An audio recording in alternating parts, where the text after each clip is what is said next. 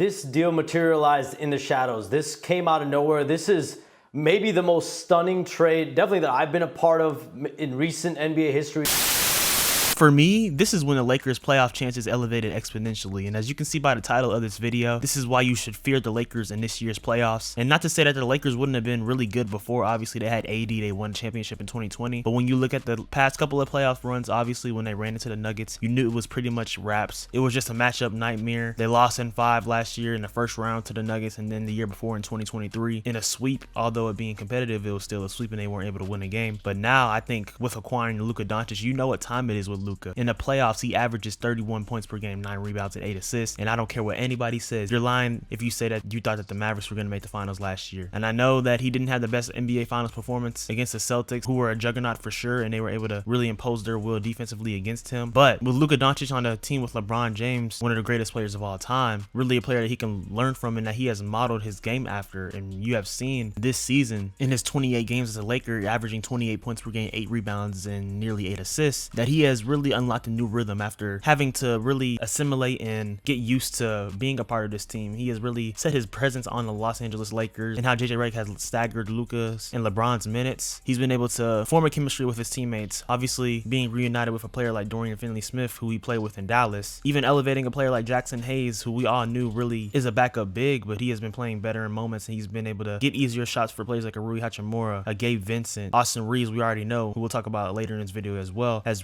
been playing great all this year. But even now, him being the third option on this team has really unlocked a lot of things. So with the combination of those things and with Luka's presence on this team, I think that the Lakers have a real chance to do something special in this year's playoffs in year 1. And the conversation, of course, is going to be, oh, they don't have a real big. I just mentioned Jackson Hayes, who has been good, but when you're playing against some of these bigs in the West, potentially in a later series, that'll be an interesting thing. But the coaching job that JJ Redick has done this year, because he is a basketball savant, has an incredible basketball mind, of him being able to put his players in positions to be successful defensively and offensively, but especially defensively, knowing that the Lakers are undersized at times, but still being able to really have a look on defense that sometimes looks like a combination of zone and man, has really helped them. And it's going to be interesting to see when the game slows down in this postseason how the Lakers will be able to combat other teams trying to create mismatches from a height standpoint with their bigs in the Western Conference. But it's going to be an intriguing thing to see develop. The fear factor is present because you know what LeBron James does in the playoffs, and the same thing goes with Luka Doncic. Look at the past 2 playoffs for LeBron James. Obviously, I mentioned that they lost to the Nuggets in 5 games, but even last year in the 2024 playoffs against the Nuggets, he averaged essentially 28 points per game, 9 assists, and 7 rebounds. And in the playoffs beforehand, in 2023, when they beat the Warriors in the second round, the Grizzlies in the first round, and of course lost to the Nuggets in the conference finals, LeBron averaged nearly 25 points per game, 10 rebounds, and 7 assists. So it's fair to imagine that LeBron will at least average around 25, 7, and 7. I know people have been making a big deal about LeBron's 20-year streak of averaging 25 plus points per game in the regular season has came to an end, but it's still not a big deal because he averaged 24 points per game this season. But in the playoffs, you know he sets it up to a new level. And the problem with LeBron the past few playoff runs is that he's been having to exert too much of his energy now. But now with a player like Luka Doncic, who can take some of the ball handling responsibility off of him and play make and create and get others involved and really split that type of responsibility, you can make the case that it's gonna really rejuvenate LeBron to having more energy in this playoffs, which is really a scary thing because how he's still playing at a high level at the age of 40. Sky's the limit to see what Luka Doncic and LeBron can do year 1 in these NBA playoffs, being a 3rd seed when no one expected it. Also, guys, before I get into this playoff preview, if you haven't already, check out my previous playoff previews where I've previewed the Oklahoma City Thunder, the Cleveland Cavaliers, the Houston Rockets, and the Boston Celtics. And this will be the final playoff preview as a team standpoint, but stay tuned for later this week as the playoffs do start, because I will be dropping an overall NBA playoff preview and kind of predictions mixed into it as well, but just really predicting how I think the playoffs will go. So stay tuned for that video because that's going to come and that'll be some heat as well. So before we break down the Lakers in this playoff preview even more, make sure you hit the like button and subscribe and turn on post notifications. Follow me on Instagram and Twitter at SwaggyRuss, and also on TikTok at SwaggyRuss02 for all types of videos, real shorts, things of that nature. And with that being said, let's get even further into this Lakers playoff preview. I think it goes without saying, we'll forever feel a shock of this Luka Doncic trade. I mean,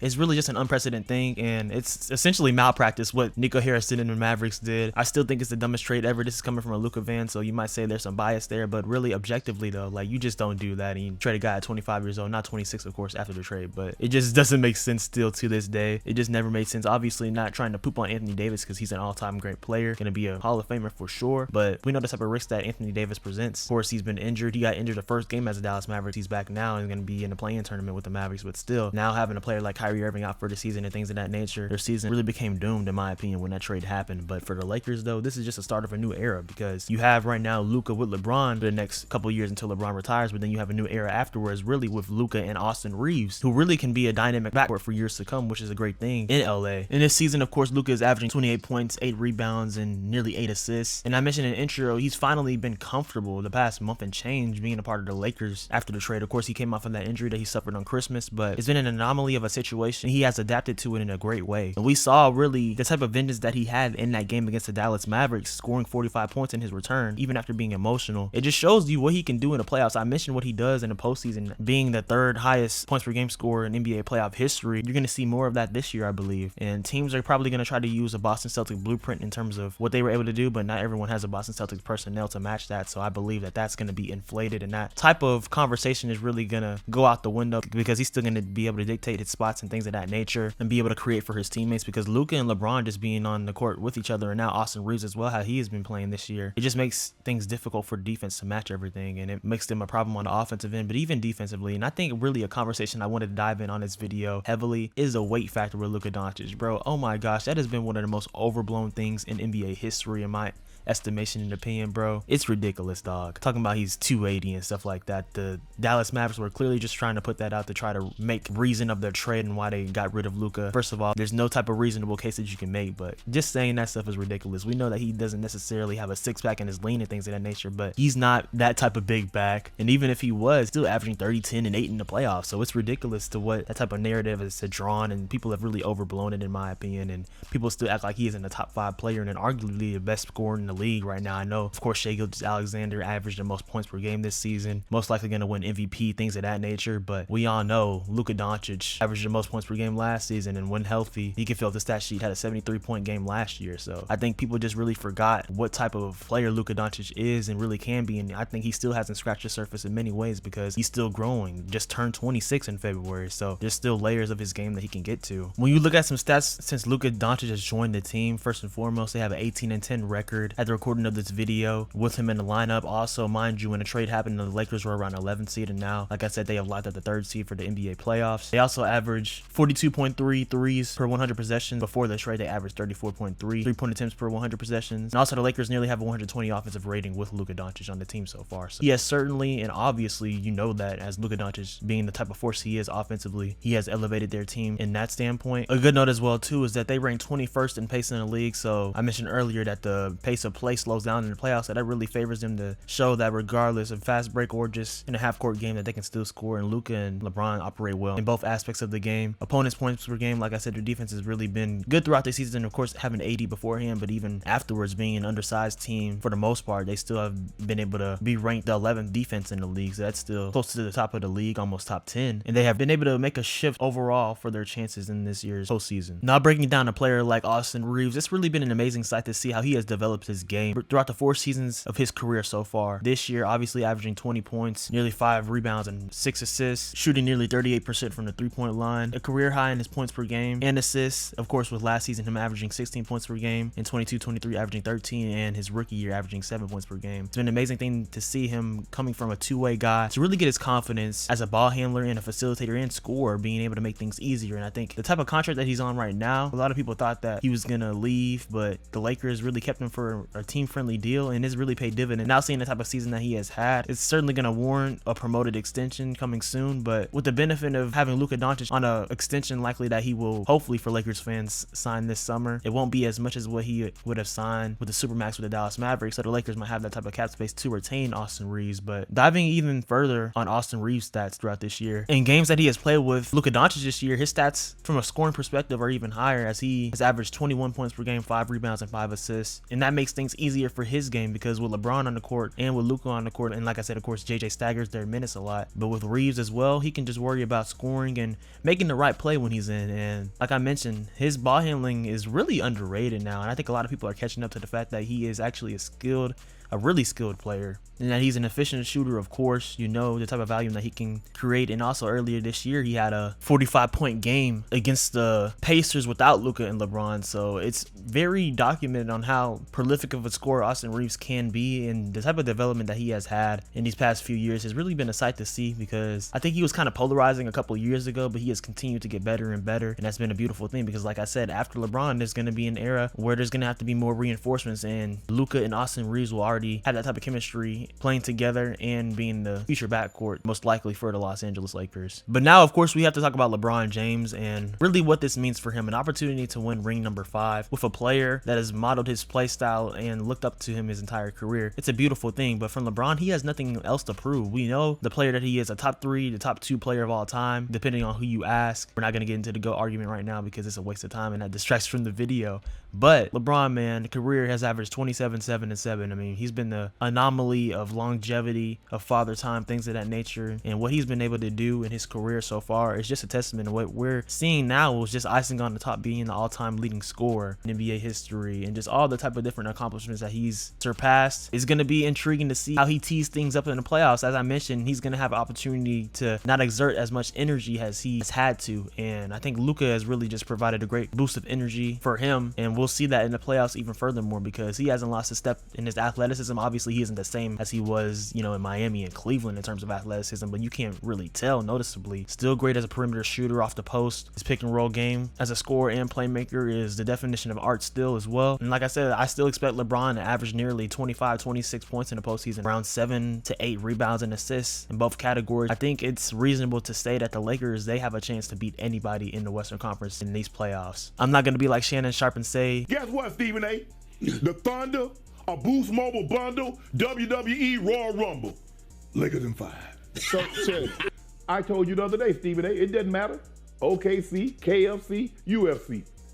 Lakers in 5. But it certainly is comical, and I enjoy that type of banter, because when you look at the potential playoff opponents the Lakers may play against in, you know, the second round and in the conference finals, when you look at a Houston Rockets team, who's my favorite team, don't get me wrong, but like I said, I am a Luka Doncic fan. The Rockets, if we're being realistic, in my opinion, and it's no disrespect, they're a year away in my opinion. They haven't been in the playoffs yet with this team currently constructed. This is their first experience of the playoffs, and for sure the Rockets' expectation and their goal to a minimum should at least be to win one playoff series, for sure win in the first round and get to the second round, because most likely the Lakers would be that second round matchup, of course, the 2 seed versus the 3 seed in the Rockets and Lakers. And I'm not gonna lie, I think it would be a long series. I could see it going 6, maybe even 7 games, but I would probably pick the Lakers to win that. And if you look at Luka Doncic just that alone, before tying things back to LeBron, Luka cooks the Rockets historically throughout his career. In Luka's career, he's averaged 31 points per game, 10 rebounds, and 8 assists against the Rockets. And a couple of seasons ago in the 22-23 season, I was in the building when he had a 50-point triple-double against Houston, of course, and that's when Houston wasn't good. That was a season that led to them being bad and eventually picking Amen Thompson, who has been huge for them this year. And everyone sees the type of potential that he has, but I think that that's just a matchup that Luka will wreak havoc in. And I'm not going to count the last matchup that the Rockets just played against the Lakers in, because people need to contextualize that the Rockets sat most of their rotation in that game. Like, come on now. Of course, the Lakers won 140-109. The Rockets were playing a lot of two-way guys in that game. No disrespect to players like Reed Shepherd and Cam Whitmore, because Cam Whitmore had a career high in that game, but let me not get too long on that. And Jalen Green played, but at halftime, coming in the second half, he was dressed into street clothes. So come on, let's contextualize that. But we can look at the March 31st matchup, for example. The Lakers won that matchup 104-98, and I think there were certainly a lot of opportunities for the Rockets to win that game. They were leading for a good amount of it. The Lakers were able to dictate things in their favor in the second half, and LeBron didn't even go crazy in that game. Only had 16, 8, and 4. Luka, he had 26 and 9, but their role players really stepped up. Dorian Finney-Smith had 20 points. Gabe Vincent had 20 points in that matchup as well. Austin Reaves didn't even play great in that game either, had 12, 8, and 3. So that's one thing that makes teams compelling. I think that certainly go to a 7-game series, because the Rockets defensively, even though they don't shoot the greatest, a lot of people talk about the Rockets ranking 25th in 3-point shooting in the league, but their defense, they really hang their hats on that, being a young, explosive, and athletic team. That's what makes them really potent and dangerous as well when their shots aren't hitting. So that's why I think that you can look at that game as an example of a potential Rockets-Lakers type of feel to a playoff series, because you can't really even count too much when the Rockets beat the Lakers in January, because that was, of course, course, before Luka Doncic joined the squad. But in that game, the Rockets were winning by like 20 to nearly 30 points at one time, at one stretch in the game. So like I said, we definitely need that playoff series, hopefully in the second round. When you look at other contenders that the Lakers may face, really, we got to talk about it immediately because I showed that Shannon Sharp clip. Them playing against OKC, it makes things very, very intriguing. And I will say, obviously, we know Luka Doncic and the Dallas Mavericks, they beat the Oklahoma City Thunder in the conference semifinals last year in 6 games. Luka had his way against them in that series, averaging 25 points, 10.5 rebounds, and nearly 9 assists. And they didn't have a player like Alex Caruso yet, but they did have Lou Dort, and Luka was still able to get his in ways, and he had a 31-point game, a 29-point game, and he had 3 triple-doubles in the final 3 games of the series, which is an incredible stat. And we do know that obviously on April 6th, the Lakers did blow out the Oklahoma City Thunder at home, winning 126-99, and then they played against them for a final time, losing 136-120, although Luka was ejected on a technical foul, which shouldn't have been a technical foul, which was rescinded, thankfully. But I think that this series would go to long distance as well too, and I know that they have Lou Dort and Alex Caruso now, but you can throw a couple of more defenders at Luka now. But it's not just Luka you have to worry about, because I mentioned Austin Reaves, who's averaging 20 points per game this season, and LeBron, who is still playing at a high level at 40 years old. So you can't put all defenders on Luka. There's going to be someone that's going to be able to capitalize off of a mismatch and things of that nature, how the Lakers want to dictate and play the game. I think the biggest thing in that matchup would be for the Lakers defensively trying to guard a Shai Gilgeous-Alexander, who is the league's leading scorer and the favorite for MVP, guarding a player like Jalen Williams, who I will say though, he didn't have a great playoffs last year, and it'll be interesting to see in that potential series who the Lakers would throw at Jalen Williams. But I think the biggest thing for the Lakers is how they would guard Chet Holmgren and Isaiah Hartenstein. That would be an intriguing thing, but from a perimeter player standpoint, obviously the Thunder have Shai Gilgeous-Alexander, but I would still, from a perimeter player standpoint, favor the Lakers in terms of that. But I'm not necessarily saying that I would favor the Lakers to win the series, because you have to be honest about the Thunder this year. I know a lot of people still don't take them serious in ways, but they've nearly won 70 games for a reason, guys. And if they were to poop the bed again this year in the playoffs, I think no one will ever take them serious again. But I still think I would probably pick the Thunder to make the playoffs. Like I said, I think the Lakers still need some more big men to make them even more potent, kind of like what the Dallas Mavericks did at the trade deadline in 2024, trading for a Gafford and PJ Washington to get some more reinforcements in depth and versatility to add to that front court, which helps facilitate that deep playoff run, making the NBA playoffs for the Dallas Mavericks. I think the Lakers will need to address something similar in free agency this year or through the trade market, something of that nature, because it really did suck when that Mark Williams trade got rescinded, but hey, things happen for a reason. But if anyone can make the finals in year one with this new and improved Lakers team, I think it would be a Luka Doncic and LeBron Lakers team, but I'm not going to necessarily say that yet. But they definitely should be feared, and why they should be feared is because the type of prolific scoring and monster that Luka Doncic is in the playoffs, and the type of player that LeBron James is still at this age, and a combination of the basketball mind and intelligence of JJ Redick in his first year as head coach, you can make the argument should be coach of the year, and the type of staff that he has too, having a Scott Brooks, who was a successful head coach in Oklahoma City, having a Nate McMillan as well, who's been a former NBA coach as well too. So he has some good basketball minds in his ear helping him, and also the team overall has a good culture that has been built on this Lakers team. And they still have key players like a Jared Vanderbilt, who I didn't mention in this video, who can be really good defensively at times. Mentioned Gabe Vincent earlier, but what he did in Miami a couple of seasons ago, if he can reflect any of that, the type of impact that he had on the Heat to earn this contract that he got with the Lakers in 2023, then that would be huge, because Gabe Vincent, he was severely limited last season. He barely played, to be honest with you, in the 2023-24 season. So if he can continue to expand on his role, that would be a huge help to the Lakers. Dorian Finney-Smith can continue to be a chess piece defensively, and Jackson Hayes, who I continue to mention,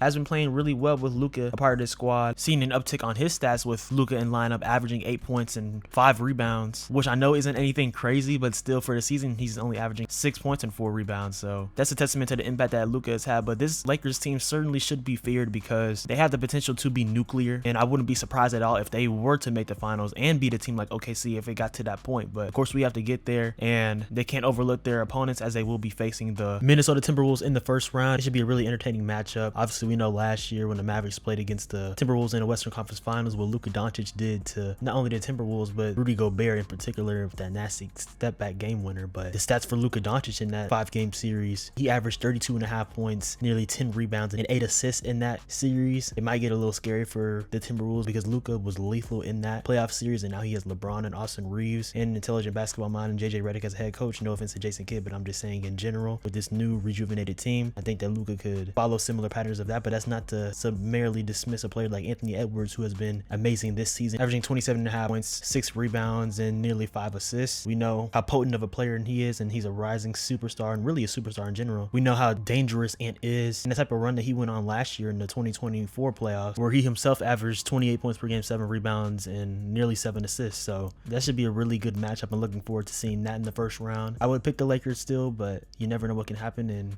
the Timberwolves, they were in the conference finals for a reason last year, so that'll be a really good watch for sure. But I think it would be a huge mistake to say that the Lakers shouldn't be feared in this year's playoffs, and it shouldn't be a surprise to anyone if they were to potentially make the NBA finals and go on a really deep run in this 2025 NBA postseason. But yeah, guys, that's pretty much it for my Lakers playoff preview. Make sure y'all let me know in the comments down below what y'all think. How potent, how feared should the Lakers truly be? How deep do you have the Lakers going in this year's postseason, especially after the playoff matchups are officially announced, with them playing the Minnesota Timberwolves in the first round? And then after that, do you have them going to just the conference semifinals, the conference finals, or do you have them going to the NBA finals? And if y'all do have them going to the NBA finals, tell me who y'all think they will play against and if y'all think they will win or not. Y'all let me know in the comments down below for sure. With that being said though, guys, like I said, I appreciate y'all watching always. Appreciate the love and support. Hit the subscribe button and turn on post notifications. Follow me on Instagram and Twitter at SwaggyRuss. Let's talk about some NBA playoffs, the NFL, whatever y'all want to chat about. Y'all hit me up and talk to me, because I'm always down to talk about sports. And y'all stay tuned for more content, because like I said, there's more videos on the way, particularly from an NBA playoff standpoint, and also the NFL draft is near. Going to be dropping a top 10 NFL prospects video coming soon. That's going to be really good. Sharing some of my draft board, because I love the NFL draft and NBA draft, but certainly draft season, because it's a great time to talk about. And talking about that subject real quick, I know it's not related to the Lakers necessarily, but I